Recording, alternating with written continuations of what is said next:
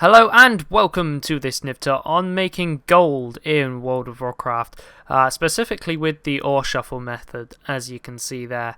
Now, I don't know why it's taken me so long to get around to doing this tutorial, as this is the most common question I get asked, probably, as you can imagine.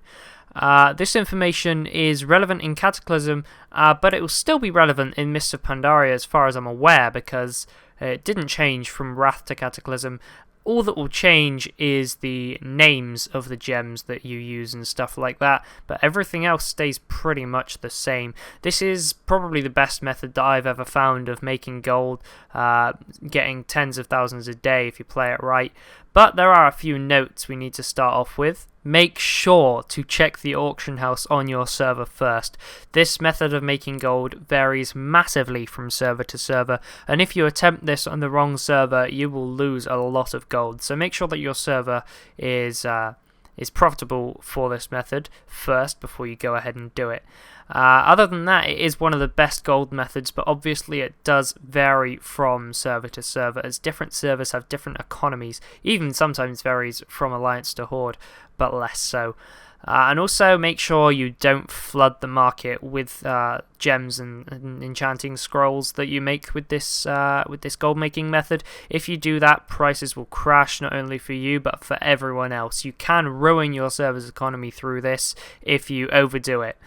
So make sure you start out small to start with, just so that you don't ruin the economy, and also so that you're sure that this method is profitable on your server. That being said, if you've passed all of these checks, then you are fine to proceed, and let's get going. Okay, so these are all the possible professions that you can use in this gold method. So there's jewel crafting, enchanting, alchemy, tailoring, mining, and herbalism. By no means at all do you need them all. The three that you definitely need are jewel crafting, enchanting, and alchemy. Having the other three, obviously you're going to need more than one character for this, because you can only have two primary professions on a character, as I was saying. So on the other three, the tailoring, mining, and herbalism, are just professions that will either generate you more gold or save you gold. Tailoring being the one that generates more, mining and herbalism obviously being the ones that save you gold. I personally don't use mining and herbalism, I just buy all my stuff from the auction house. Saves me a lot of time that I really don't have to waste. So I don't use mining and herbalism, I just buy straight from the auction house, and my profits are still high, so it's really not a decision maker breaker. It doesn't matter if you don't use those two, you'll still make good money as long as your server, as I said, is set up for this. But definitely you need jewel crafting, enchanting, and alchemy, and tailoring is quite nice and helpful as well. So to get started with this ore shuffle, you're going to need to get yourself lots and lots of ore. I only use elementium ore. I know some people do pyrite and obsidian ore as well, but personally I just stick to elementium. It doesn't matter how you get it, you can get it either from the auction house or gathering, as I said, but then you're going to need to prospect all this ore that you've got down into gems. Now you'll get some high quality ones like Inferno rubies and the low quality ones like Jasper. Obviously what you can do is you can check on your auction house and see which is most profitable for you. Is it to either cut the gems and obviously choose the highest paying cut and don't flood the market, or you can just put the raw gems out onto the auction house if that is better for you on your server. As I said, this method differs greatly depending on the server you're on. Keep all of your inferior gems like Jasper, and as you can see here it says to make Jasper rings. Now those are really good, and we'll be disenchanting those shortly for the extra for the enchanting materials. So if you do that, you can sell the Inferno rubies and keep the other gems for disenchanting in the next steps. On most servers, the Carnelian are the only green quality gems worth transmuting up to their blue quality counterparts. I know that this is the case on my server, and this is what I do, and I'm pretty sure it's the same on almost every other server. So what you're going to need to do is you're going to need to get a 1-to-1 ratio of Heart Blossom for however many Carnelian you have. So basically if you've got 150 Carnelian, you're going to need 150 Heart Blossom.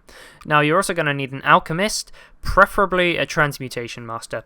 Now, my alchemist is an elixir master because I raid more than I do this. But if your alchemy is on a character that's pretty much only going to be for gold generating, then you're going to be a transmutation master, because that means that there's a chance every time you transmute from a carnelian to an inferno ruby to get up to 5 extra inferno rubies absolutely free. Now that is just amazing.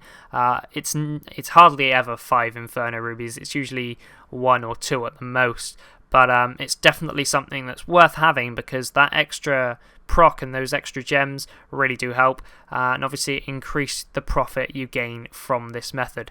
So once you've got rid of all your carnelians into inferno rubies, you can go ahead and either put those raw on the auction house, or like in the previous step, find the most profitable cut on your auction house and list them as those. So now you're left with Zephyrite, Alasite, Nightstone, Jasper and Hessonite. Assume you didn't already get rid of these in the first step that I showed you. Now, some of these gems like Zephyrite, they can't actually be used to make any jewelry with your jewel crafting, so you can decide what to do with those. You can either vendor them or put them on the auction house or whatever. But for the ones that can, what you do is you go up to your jewel crafting vendor and purchase a lot of jeweler's settings. Now, for everything other than Zephyrite, as I previously mentioned, you can use the jeweler's setting and turn it into a piece of jewelry. Once you then have all that jewelry, you're going to have a lot of it.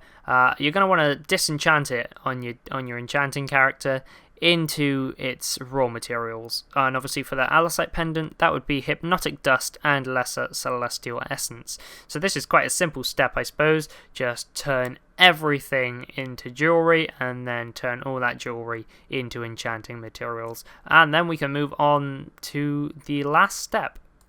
So up to now, our only source of money has been from selling the gems in the auction house. Now this is where your money gets big in this final step. You can turn all of your Lesser Celestial Essence and Hypnotic Dust into whichever sells best on the auction house. Obviously you're going to want to turn most of it into Enchanting Scrolls, the ones that sell the best on your auction house. That includes not breaking the economy, not flooding the market, yet still getting a nice price. And any Hypnotic Dust that you've got spare, you can then go ahead and turn into Ember Silk bags, which also sell very nicely on the auction house. That is providing you've got a character with tailoring as well. I'm not sure if the profit's that worth it if you're having to pay someone to make the Ember Silk bags, but if you're in a guild, you could probably get a guildie to do that for just a small tip. And then after those steps, you should have yourself a tidy sum of gold, which you can then use to purchase more Elementium ore and Heart Blossom, and then obviously you repeat the process as many times as you like to get an infinitely large stack of gold, which everyone wants.